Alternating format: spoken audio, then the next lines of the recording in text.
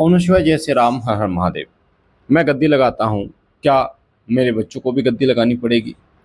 क्या अगर वो गद्दी ना लगाएं, अगर वो भोग ना दें, तो क्या वो शक्तियाँ उनका अहित करना शुरू कर देंगी, घर को बर्बाद करना शुरू कर देंगी, घर में परेशानियां बढ़ाना शुरू करेंगे?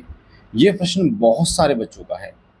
गद्दी लगाने वाले जो बच्चे हैं वो तो इस प्रश्न से बहुत ज़्यादा परेशान हैं ही। जो भगत बनना चाहते हैं या भगत हैं, वो तो इस प्रश्न से बहुत ज़्यादा परेशान हैं ही। साथ साथ में परेशान हैं वो लोग जो अपनी भक्ति को थोड़ा बढ़ा लेते हैं।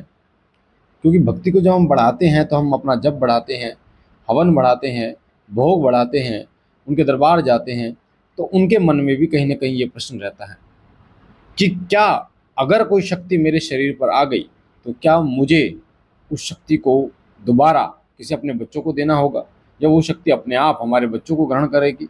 अगर नहीं करेगी तो वो परेशान करेगी। हमारे घर में पिताजी भगत हैं, बेटा भगत नहीं हुआ तो क्या दिक्कत होगी? शक्तियाँ परेशान करेंगे, ये बात आपको खाई जा रही है। और विशेष रूप से बहुत सारे बच्चे जो गद्दी लगाने वाले हैं, दिल्ली एनसीआर में, पानीपत में, सोनीपत में, और इधर पंजाब, चंडीगढ़ और महाराष्ट्र, यहाँ से मेरे पास बहुत सारे बच्चों के मैसेज आए जिनका यही प्रश्न है बार बार कि गुरुजी हमें गद्दी लगाने हैं, हम गद्दी लगाते हैं तो क्या हमारे बच्चों को परेशानी होगी अगर हम ना आ रहे हैं तो पूरा डिटेल में आज की वीडियो में बताने जा रहा हूँ। बट ध्यान से सुनना है कि एक चीज़ को बारीकी से सुनना, ताकि बारीकी से आपको एक चीज़ समझ में आए। देखो, सबसे पहले तो जो लोग भक्त बनते हैं, है ना, भक्त और भगत में फ़र्क होता है। भगत और भक्त, हम जो हैं वो भक्त हैं, जो हृदय के साथ अपने प्रभु के चरणों में जुड़ा रहता है और भाव को सर्वोपरि रखता है, वो भक्त होता है। पर भगत ऐसे भी होते हैं जो केवल भोग पर ही देवता को पूजते हैं। उनका प्रायोरिटी जो होती है वो भोग होती है।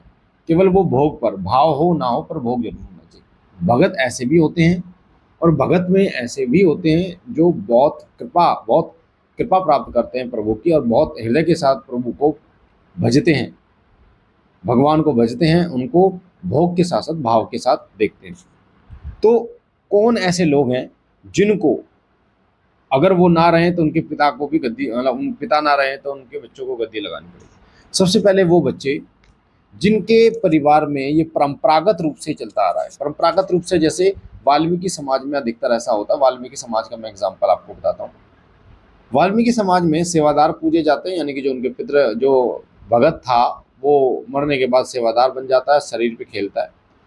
और एक नहीं, काफी सारे देवता उनके होते हैं। देवता मैं इसलिए बोल रहा हूँ क्योंकि उनकी भाषा में वो देवता, बाकी तो देवता तो कोटि के ही होते हैं, पर वो अलग अलग शक्तियों को पूजते हैं, और उनके घर में कोई ना कोई भगत जरूर होता है। जिन शक्तियों की वो उपासना करते हैं, वो शक्तियाँ उच्च कोटि की शक्तियाँ हम उन्हें नहीं कह सकते।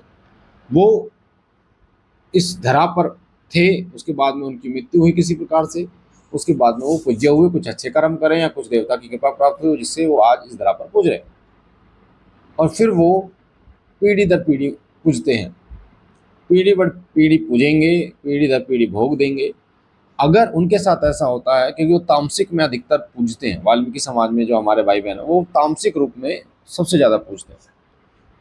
कुछ ही लोगों को मैंने सात्विक देखा है वाल्मीकि समाज में, कुछ में से, मतलब 100% है तो अब 100 में से आप एक आध परसेंट लगा सकते हैं, बाकी सब तामसिक ही होते हैं।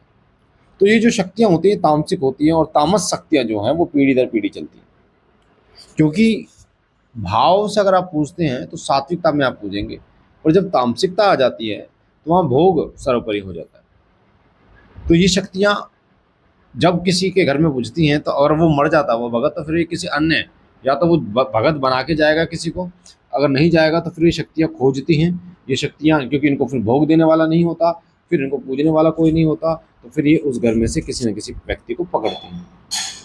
यानी कि आप कह सकते हैं या तो मर्जी से भगत बन जाओ या फिर मजबूरी बनाती है। तो ये होता है इनके लिए कि उनको बनना पड़ता है, उनको एक पीढ़ी से दूसरी पीढ़ी में पूजना पड़ता ही पड़ता है। और अगर हम अपनी बात करें, जो सात्विकता में पूजते हैं, बाबा को भजते हैं और हृदय के साथ भाव के साथ भजते हैं, पूर्ण रूप से सात्विक, तो हमें ऐसा नहीं है कि अगर हम ना रहें तो हमारे बच्चों को पूजना जरूरी होगा।